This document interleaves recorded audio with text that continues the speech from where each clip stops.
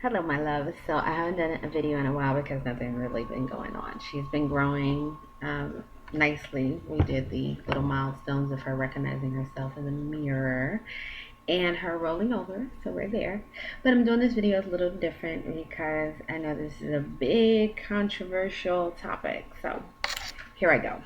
I won't say why I am going to stop breastfeeding early per se, even though that's the title. But I'm gonna say at least go back to decreasing. So I'm gonna tell you what I did first and foremost. I didn't breastfeed for about 36 hours, got engorged, all that fun stuff, and then I would self-express to relieve some pressure, and then I breastfed her at night. So what happened first and foremost was that I had to pee a lot because obviously the milk is getting absorbed and you're peeing it out. And she did formula during the day and breast milk at night because I'm too tired to get up and just go make bottles. So it's just easier to get her out of her crib, which is right by my bed, and put her on my breast. What started to happen besides, getting past the first few hours or the first day or so of not breastfeeding and engorgement and the urinating, all that stuff, and, being uncomfortable, excuse me, what ended up happening was my joints actually started to feel better. So that's the reason why I said I don't know if I'm going to decrease or just stop. She'll be 6 months at the end of this month, which is September. So for me, my particular home setup is not conducive to what I thought it would be. While her father is in her life and in my life, he's not in the house. So I don't have the daily help that I would like to have when it comes to doing things like typing where my hands hurt, walking where my feet hurt, standing or even turning over in the bed where my knees hurt, holding her where my back hurts.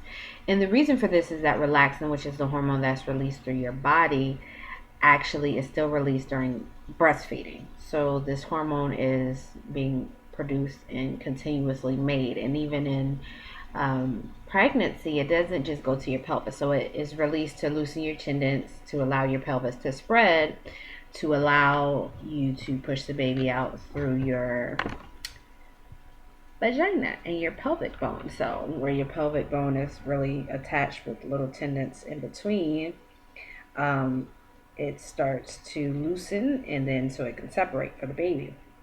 But this hormone doesn't specifically just go to your pelvis. Wouldn't that be great? It goes to every other part of your body. So even right now, my hand hurts, my thumb hurts, my whole right hand feels swollen. Um, I've noticed because her dad was fussing, so I went back to breastfeeding her a little more during the day.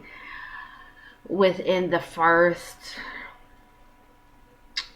48 hours, I was back to the same pain that I had actually decreased a lot of. I was going to the gym twice a day. I'm sorry, twice back to back in a week, which was new because I didn't have the body strength to do it before. I always felt like my knees were about to snap in half. So for me, my personal decision is because I have to be physically capable of functioning 25/8, 24/7, 25/8 with her.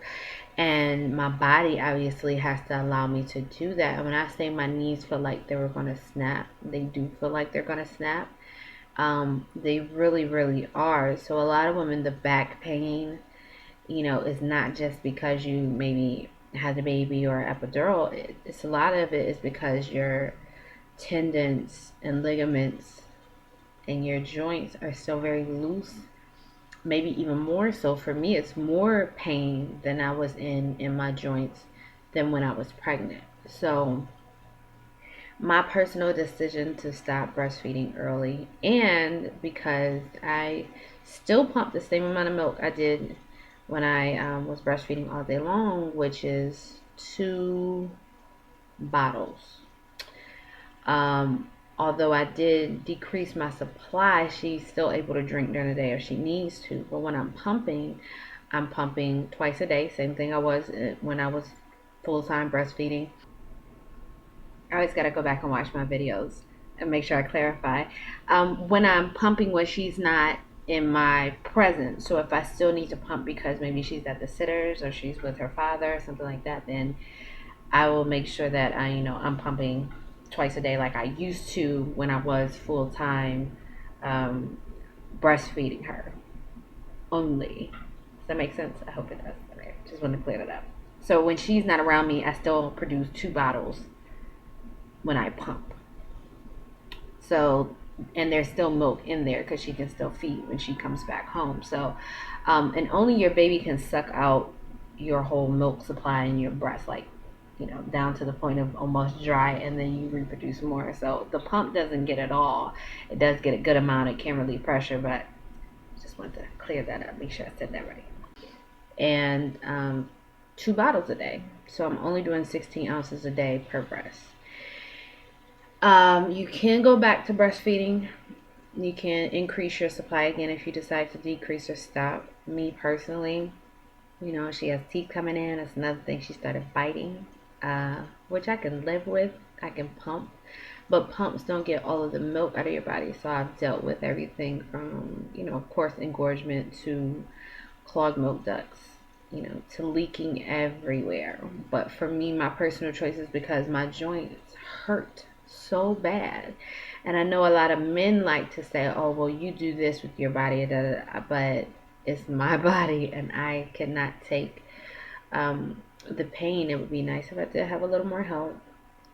But just to live within a body that's always pained is uncomfortable. To take pain medicine all day, every day is not for me what I want. So that is why I'm deciding to at least go back to decreasing or stopping breastfeeding altogether. Now, to wean her for me was a better idea than to just go cold turkey because it was so uncomfortable. So I'm going to go back to just weaning her down to night feeds over the next few days, and then going back to possibly not breastfeeding anymore at all. To be very honest, within the first 24 and then especially within the first 48 hours, I felt such a difference in my body. It finally felt like I had my body, in the functioning capacity that it was pre-baby. So for me, it was really important to, like I said, just be able to have my body function. When I sit and I talk to my grandmother and we have some of the things in common, the same bodily aches in common, you know, and we're